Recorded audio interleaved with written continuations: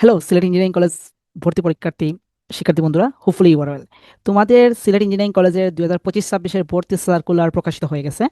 আজকের এই ভিডিওতে তোমাদের সিলেট ইঞ্জিনিয়ারিং কলেজ 2025-26 ভর্তি সার্কুলার A to Z নিয়ে আলোচনা করব, কিভাবে প্রস্তুতি নিবা বা এই সার্কুলারের খুঁটিনাটি কারা কারা পরীক্ষা দিতে পারবা, কাট মার্কস, যাবতীয় যা যা প্রশ্ন আমি এখন পর্যন্ত পাইছি সবগুলো প্রশ্ন নিয়ে অ্যানালাইসিস করব, প্লাস সার্কুলার নিয়ে অ্যানালাইসিস করব। তো চলুন ভিডিওটা আর দীর্ঘায়িত না করে, আমার এই ভোগ দীর্ঘায়িত না করে ভিডিওটাতেই চলে যাই, মূল ভিডিওতেই চলে যাই।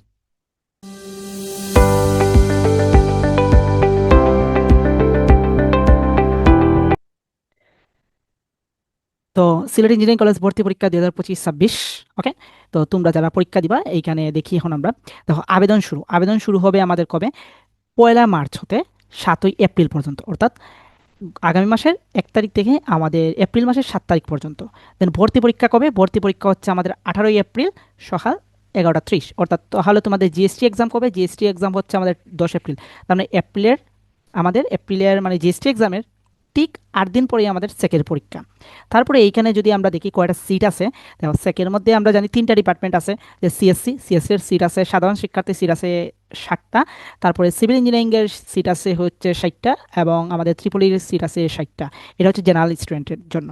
দেন হচ্ছে মুক্তিযোদ্ধার সন্তান, সো মুক্তিযোদ্ধার সন্তান তো নাই, তাইলে এই টপিক্সটা আমরা বাদ দিয়ে দিতে পারি। ক্ষুদ্র নৃগোষ্ঠী লাইক দ্যাট মণিপুরি যারা, দেন হচ্ছে চা শ্রমিক যারা আছে তাদের জন্য, ওকে, তাদের জন্য 3টা সিট বরাদ্দ আছে কোটায়। ওকে, তাদের জন্য 3টা সিট বরাদ্দ আছে, তো এইখানে আরো 3টা সিট এক্সট্রা করে অ্যাড হয়ে 63টা হয়ে গেছে, এগুলো কোটার জন্য। তো আমরা নর্মালি ধরে নিচ্ছি এখানে 60টা যারা আছে সাধারণ শিক্ষার্থীর সিট। ওকে, তো এই 60টা সিটের জন্য 180টা সিট আছে। তো ইউজুয়ালি তুমি দেখবা যে এইখানে 200 পর্যন্ত চলে যায় আর কি, ইউজুয়ালি 200 পর্যন্ত চলে যায়, গত বছরও 200-র কাছাকাছি গেছে। ওকে, অনেকে চলে যায়, ভর্তি ক্যান্সেল করে, হোয়াট এভার, যাই হোক। তো এখন আসো আমরা মূল সার্কুলারে কি কি যোগ্যতা লাগবে সেটা যদি আমরা দেখি। প্রথমে দেখো ভর্তির জন্য আবেদন যোগ্যতা, তো পরীক্ষার্থীকে অবভিয়াসলি বিজ্ঞান বিভাগে হতে হবে, এসএসসি এবং এইচএসসি পরীক্ষায় আলাদাভাবে জিপিএ ন্যূনতম 3 পয়েন্ট পাইতে হবে। অর্থাৎ তোমার এসএসসিতে তোমার মিনিমাম 3 পয়েন্ট থাকতে হবে, এবং এইচএসসিতেও তোমার মিনিমাম 3 পয়েন্ট থাকতে হবে।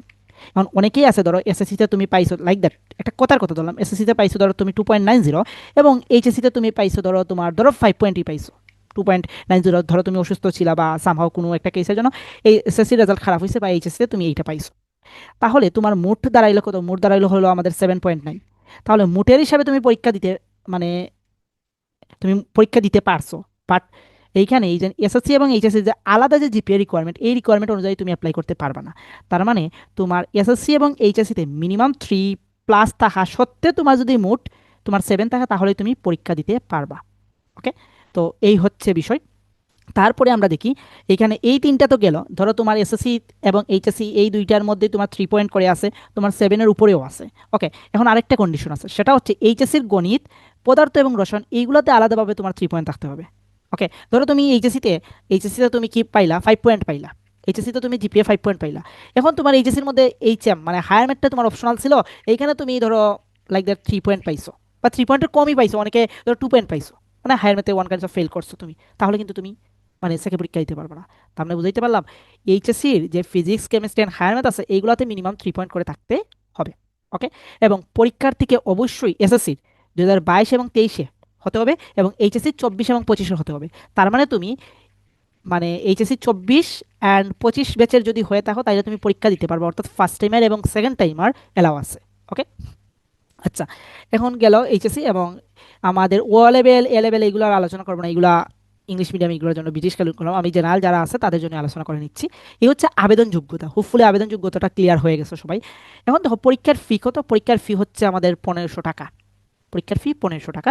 সেটা কিভাবে করতে পারো? সেটা তোমরা করতে পারো ডেবিট কার্ড, বিকাশ, রকেট, নগদ, বা ব্যাংকিংয়ের মাধ্যমে। ওকে ফাইন, যেরকম আমরা ইউজুয়ালি অন্যান্য ইউনিভার্সিটিগুলোতে করি। দেন ওয়েবসাইটে এইটা দেওয়া আছে। দেন হচ্ছে প্রশ্নপত্র বাংলায় প্রণয়ন করা হবে।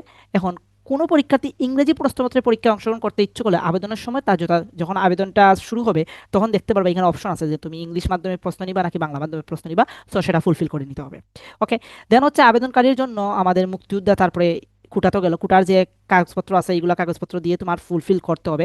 আপাতত অ্যাপ্লিকেশনের সময় তোমার কোনো কিছু দিতে হবে না, ভর্তির সময় তোমাকে ওই ডকুমেন্টসগুলো দেখাতে হবে। তো অ্যাপ্লিকেশনের ক্ষেত্রে তুমি যদি কোটায় আবেদন করো, তাহলে তোমার অপশনটা পাবা, অপশন তুমি দাগিয়ে দিবা। ওকে, দেন আবেদনকারীর তোমার 100 KB এর একটা ছবি লাগবে, যেরকম বাকিগুলাতে হয় 300 বাই 300 পিক্সেলের তোমার স্ক্যান ছবি লাগবে, দেন স্বাক্ষর লাগবে 60 KB মধ্যে, যেটা হচ্ছে 300 by 80। Okay, then user ID then password পাইবে, এগুলো অ্যাপ্লাইয়ে দেখে নিবা। সো এখানে আর তেমন ইয়ে হয় না। তারপরে ভর্তি পরীক্ষা কিভাবে হয়, তো 2 দিন আগে তোমাদের অ্যাডমিট কার্ড এবং আসন বিন্যাস তুমি 2 দিন আগেই পেয়ে যাবা। তো আসন বিন্যাস আমি বলে দিই ভাই কই হয়, সেকের ক্যাম্পাসটা কোথায় পড়ে, সিলেট ইঞ্জিনিয়ারিং কলেজে পড়ে, মানে সেকেই হয়। আর যদি স্টুডেন্ট সংখ্যা বেশি থাকে তখন কৃষি ইউনিভার্সিটিতে হয়। এই দুইটাই হলো সেকের ক্যাম্পাস, এবং খুব ক্ষুদ্র ক্যাম্পাস। তো আসন বিন্যাস নিয়ে প্যারা নেওয়ার কোনো কিছু নেই, এগুলো অনেক পরের কাজ। এখন আসি পরীক্ষার প্রশ্ন, মানে কিভাবে পরীক্ষার প্রশ্ন পেটাতে হবে। দেখো এখানে কি বলছে, 2025 সালের উচ্চ মাধ্যমিক পর্যায়ের পাঠ্যক্রম অনুযায়ী পদার্থবিজ্ঞান থেকে 30, গণিত থেকে 30, রসায়ন থেকে 20 এবং ইংরেজি থেকে 20। এখানে বলেছে 2025 সালের উচ্চ মাধ্যমিক পাঠ্যক্রম, দ্যাটস ওয়াই এইখানে এই নোটিশ অনুযায়ী বুঝেইতেই পারছি যে সেটা শর্ট সিলেবাস। এখন কথা হচ্ছে, শর্ট সিলেবাস থেকে আদৌ কি প্রশ্ন করবে, এই ধরনের নোটিশ মেবি এই যে 2025-26 যত সেশন ছিল সব সেশনের সব ইউনিভার্সিটি দিছে। এখন একজন টিউটর যখন প্রশ্ন বানায় তখন তার কাছে বই থাকে, সে আর দেখে না যে কোনটা 2025-26 ছিল কোনটা ইয়ে ছিল, এত ঘাটাঘাটি করার সময় নাই, প্রশ্ন ছাপিয়ে দেয়। সো শর্ট সিলেবাস একটা আইওয়াশ বলা যায়। সো গতবারও দেখা যায় শর্ট সিলেবাস এর বাইরে থেকেও 2-1টা প্রশ্ন আসছে। তো আমি বলবো যদি তোমার শর্ট সিলেবাস কভার করা থাকে তখন তুমি ফুল সিলেবাস দেখতে পারো, আদারওয়াইজ শর্ট সিলেবাসই দেখো। আমার পরীক্ষাটা হবে লিখিত, অর্থাৎ লিখিত বলতে কি এক কথায় উত্তর দিবা। যদি আমি বলে দেই 2-1টা প্রশ্ন, ধরো চাপের মাত্রা কি, চাপের লিখো মাত্রা লিখো, শেষ। এইরকম একটা প্রশ্ন যাবে, তুমি জাস্ট এখানে উত্তরের একটা অপশন পাবে, প্রশ্ন ডেমো প্রশ্ন আমি দিয়ে দিব কমেন্টে, কোনো সমস্যা নেই। এরকম মানে গতবারের প্রশ্নগুলো আমি দিয়ে দিব কমেন্টে, কোনো সমস্যা নেই, দেখে নিতে পারো। এখানে জাস্ট তুমি উত্তর লিখবে চাপের মাত্রা। দেন ধরো আরেকটা প্রশ্ন ছিল, ধরো একটা বস্তুর উপর ধরো 5 নিউটন বল 30 ডিগ্রি 60 ডিগ্রি কোণে আনুভূমিকভাবে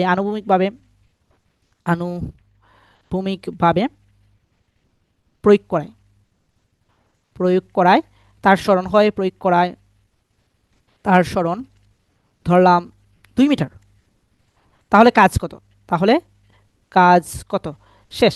এই যে প্রশ্নটা, এখন তোমাকে এখানে কিন্তু ব্যাখ্যা দিতে হবে না তুমি কিভাবে করছো, জাস্ট উত্তরটা বসিয়ে দিবা, উত্তরটা এখানে খালি জাস্ট ভ্যালুটা বসিয়ে ইউনিটটা বসিয়ে দিবা। বুঝতে পারছি, এইভাবেই প্রশ্ন, এই প্রসেসগুলো তোমাকে দেখাতে হবে না, জাস্ট উত্তরটা বসাবা। ওকে, আমি আমার জায়গা থেকে ক্লিয়ার করতে পারছি। এবং এইগুলা সবগুলোই হচ্ছে ভার্সিটি স্ট্যান্ডার্ড, মানে ভার্সিটি কই আমি বলবো ভার্সিটি ক। এবং ওয়েবসাইটে প্রদর্শিত ক্যালকুলেটর এলাও, সো ক্যালকুলেটর আমি বলে দিই কোন কোন ক্যালকুলেটর এলাও করতে পারবা। ইএস 991 ইএক্স, তারপরে 991 সিডাব্লিউ। আমার কাছে মনে হয় বাংলাদেশের এইচএসসি স্টুডেন্ট যারা আছি আমরা, তাদের কাছে এইগুলোই হচ্ছে হাইয়েস্ট মডেলের ক্যালকুলেটর। সো এর বাইরে কোনো ক্যালকুলেটর কেউ ইউজ করে বলে আমার জানা নেই, বা আমি জানিও না। প্রত্যেক স্টুডেন্টের কাছে বেসিক ক্যালকুলেটর হিসেবে আমরা ইএস ইউজ করি, দেন বাকি ইএক্স সিডাব্লিউ, এখন নিউ যে জেনারেশনটা চলে আসছে সেখানে সিডাব্লিউ ইউজ করা হয়। তাহলে তুমি তোমার কাছে যে ক্যালকুলেটরটা আছে এই ক্যালকুলেটরটা তুমি ইউজ করতে পারবা। ওকে, তো গেল আমাদের এই কাহিনী যে পরীক্ষার প্রশ্ন প্যাটার্ন কিভাবে হয়, কোন ক্যালকুলেটর ইউজ করা যাবে সবগুলা। এখন আসো আমাদের জিপিএ সিস্টেমটা। ওকে, এখন দেখো এইখানে আরেকটা পেজ লাগিয়ে দিছে, জিপিএর পেজ লাগিয়ে দিছে কিভাবে, সেটা যদি আমরা একটু দেখার ট্রাই করি। এইটা বোঝা ইম্পর্টেন্ট। দেখো 100 নম্বরের লিখিত পরীক্ষায় প্রাপ্ত নম্বরকে 80 নম্বরে কনভার্ট করা হবে। দেখছো কারবার, এখন তো খেলা ঘুরে গেছে। গতবার কিন্তু 100-তে 100 ছিল, এখন কিন্তু খেলাটা ঘুরে গেছে। তুমি ধরো 100 নম্বরের পরীক্ষা দিছো, ওই পরীক্ষাতে তোমার প্রাপ্ত নম্বরকে 80-তে কনভার্ট করবা, 80-তে কনভার্ট, লাইক দ্যাট। ধরো তুমি পাইছো একটা পরীক্ষায়, ধরো তুমি 100টার মধ্যে তুমি ধরো 50 মার্কস পাইছো, 50 পাইছো 100-তে 50 মার্ক, এইটাকে 80-তে কনভার্ট করবে, তাহলে 80-তে কনভার্ট করলে তোমার মার্কস হয়ে যাবে 40। বা ধরো তুমি 60 পাইছো, মানে 60টা তুমি সঠিক দেখাইছো, এক এক করে মার্কস যেহেতু, সেহেতু তোমার মার্কস হচ্ছে 60। ওকে, তাহলে সেটাকে 80-তে যদি কনভার্ট করে তাহলে সেটা হবে 48। বুঝাইতে পারছে 80-তে কনভার্ট করলে কি হবে, এইটা হচ্ছে বিষয়। দেন দেখো এসএসসি এবং এইচএসসি যে জিপিএটা আছে তোমার, এসএসসি জিপিএ এবং এইচএসসি জিপিএ দুইটাকে আলাদাভাবে 2 দ্বারা গুণ করবে, বা তুমি বলতে পারো তোমার টোটাল জিপিএকে 2 দ্বারা গুণ করবে। লাইক দ্যাট তোমার এসএসসি এবং এইচএসসি মিলিয়ে তোমার জিপিএ হচ্ছে টোটাল জিপিএ তোমার ধরে নিলাম আমি 9.5, তাহলে তোমার জিপিএ মার্কসটা আসবে 9.5 ইন্টু 2, দ্যাটস ওয়াই তোমার 19। তাহলে ধরো তুমি 60টা সঠিক দেখাইছো, তার মানে তোমার 48 প্লাস 19, অর্থাৎ 48 প্লাস 19, দ্যাটস ওয়াই তোমার হচ্ছে 67 মার্কস। এই হচ্ছে মার্কস ডিস্ট্রিবিউশন। হুপফুলি মার্কস ডিস্ট্রিবিউশনটাও তোমরা বুঝতে পারছো। সো এইভাবে এখন দেখো সেকেন্ড ক্ষেত্রে এইটা হচ্ছে কিন্তু আমার কাছে একটা মনে হচ্ছে যে সুবর্ণ সুযোগ, যাদের জিপিএ কম তোমরা কিন্তু এইখানে কাজে লাগাইতে পারো, যেহেতু 80-তে কনভার্ট করছে। সো তোমাদের জিপিএ কিন্তু ম্যাটার করবে না, তোমরা একটু ভালো করে প্রিপারেশন নিয়ে তোমরা সেকেন্ড পরীক্ষা দাও, দেখবা যে তোমরা এই জিনিসটাকে ওভারকাম করতে পারবা। ওকে, সো এটা ভালো সুযোগ। আর মেধা তালিকার ভিত্তিতে পরীক্ষায় কমপক্ষে 30 নম্বর পেতে হবে, ঠিক আছে, লিখিত পরীক্ষা কমপক্ষে, তার মানে তোমার ফার্স্ট মার্কস ফার্স্ট মার্কস তোমার 30, ফার্স্ট মার্কস 30 না পাইলে কিন্তু শেষ।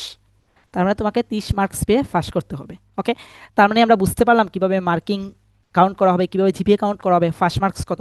ওকে, এখন তোমরা অনেকেই বলো যে ভাই কাট মার্ক কত। অ্যাকচুয়ালি সেকের যে কুয়েকশন প্যাটার্ন বা কাট মার্ক প্রকাশ করে না। সো গতবারে যদি আমি বলি যে ধরো আমাদের 150 প্লাস হয়েছে পজিশন, সে বলছিল তার হয়েছে 55 প্লাস মাইনাসের মতো। তো তুমি টার্গেট রাখো তুমি যাতে 55 প্লাস মাইনাস তুলতে পারো। ওকে, 55 প্লাস মাইনাস তুলতে পারো, বুঝতে পারছি। আর তারপরেও তোমাদের যদি বেস্ট একটা প্রিপারেশন নিতে চাও সেকের জন্য, তাহলে তো আর তোমাদের চিলেকোঠার পাঠশালার এই যে বিপ্লব দেবনাথ ভাই আছে, তার কোর্স ইনরোল করতে পারো সেকে ইমার্স 26। সেকে ইমার্স 26 কোর্স ফি কত? কোর্স ফি হচ্ছে আমাদের 899 টাকা। এবং তোমরা বিকাশ সেন্ড মানি করতে পারো। বিকাশ, বিকাশ নাম্বার কত? 01724061824। এই কোর্সে ক্লাস এবং পরীক্ষা 11টা ক্লাস শেষ, 11টা পরীক্ষা নেওয়া শেষ। ওকে, বুঝতে পারছি। সো আর দেরি না করে তোমরা কোর্সটা এনরোল করতে পারো বেস্ট একটা প্রিপারেশনের জন্য। সেকের জন্য one and only best course হবে এইটা। তুমি যদি আমার কথায় বিশ্বাস না করে থাকো, তুমি প্রিভিয়াস যে 10টা ক্লাস হয়েছে এই ক্লাসগুলো অ্যানালাইসিস করতে পারো, নিজে দেখতে পারো। দেখে এই ক্লাসের ম্যাক্সিমাম ক্লাসগুলো কিন্তু দেয়া আছে আমাদের এই যে সেকেন্ড মার্চ 26 প্লে লিস্টে, ঠিক আছে। সো এইগুলো অ্যানালাইসিস করে তুমি যুক্ত হইতে পারো। আর পরীক্ষার প্রশ্ন প্যাটার্ন এইখান থেকে তুমি ধারণা পেয়ে যাবা, ঠিক আছে। আর যদি কোনো প্রশ্ন থেকে থাকে অবভিয়াসলি কমেন্টে জানাইতে পারো। তো বেস্ট অফ লাক।